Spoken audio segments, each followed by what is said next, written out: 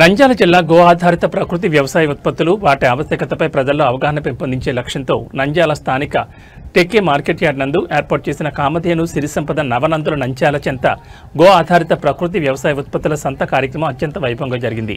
ఈ కార్యక్రమానికి ఆంధ్రప్రదేశ్ రాష్ట్ర న్యాయశాఖ మరియు మైనార్టీ సంక్షేమ శాఖ మంత్రి ఎన్ఎండి ఫరూక్ మరియు Nandyal market yard chairman Guntupalli Haribabu ముఖ్య అతిథులుగా హాజరయ్యారు। వారు ప్రకృతి వ్యవసాయ ఉత్పత్తులను పరిశీలించి వాటిని ప్రోత్సహించాల్సిన ఆవశ్యకతను తెలియజేశారు। ఈ సందర్భంగా మంత్రి ఎన్ఎండి ఫరూక్ మాట్లాడుతూ ప్రకృతి వ్యవసాయంతోనే మన సమాజం ఆరోగ్యకరంగా ఉంటుంది। రసాయన ఎరువులు, పురుగుమందులు లేని ఆహారం మన ప్రజల ఆరోగ్యానికి ఎంతో మేలు చేస్తుందని పేర్కొన్నారు। రాష్ట్ర ప్రభుత్వం ప్రకృతి వ్యవసాయాన్ని ప్రోత్సహించడానికి కట్టుబడి ఉందని, రైతులు ఈ విధానంలో సాగు చేసి స్వచ్ఛమైన ఆహారాన్ని అందించాలని పిలుపునిచ్చారు। గో ఆధారిత వ్యవసాయం వల్ల భూసారం పెరుగుతుందని, పర్యావరణ సమతుల్యత కాపాడబడుతుందని తెలిపారు। నంద్యాల జిల్లా రైతులు ప్రకృతి వ్యవసాయ ఉత్పత్తుల సాగులో ముందుండాలని ఆయన ఆకాంక్షించారు।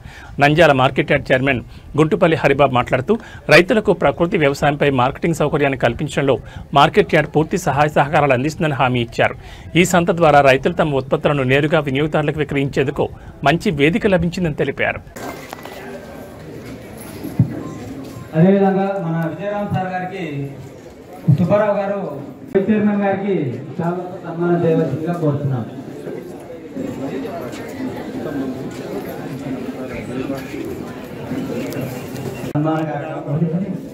సుబ్బారావు గారు సన్మానం చేయవలసిందిగా కోరుతున్నాం। మార్కెట్ యార్డ్ చైర్మన్ గారికి ధనంజయ్ గారు చాలాతో సన్మానం చేయవలసిందిగా కోరుతున్నాం।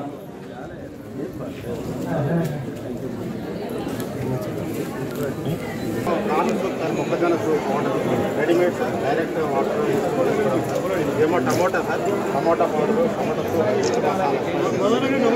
దిస్ ఈజ్ యూస్ పెసలు సార్, పెసలు మొలకెత్తిన స్ప్రౌటెడ్ పెసలు సార్, అది ప్లస్ విత్ మసాలా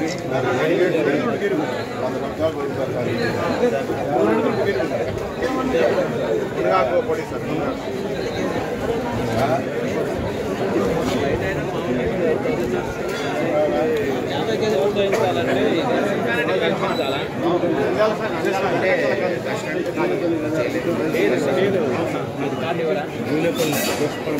ప్రోగ్రాం ఏర్పాటు చేసినందుకు వారికి నా ధన్యవాదాలు తెలియజేసుకుంటున్నాను।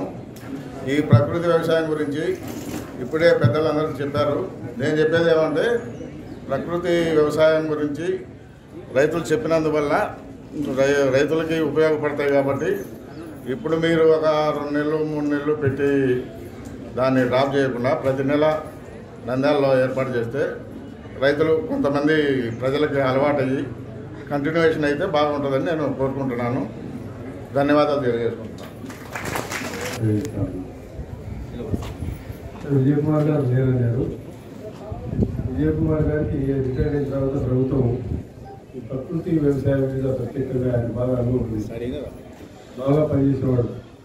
మనకు స్థానికులు కీర్తి శేషులు పెండేగడ్డి వెంకటేశ్వర గారి కుమారుడు।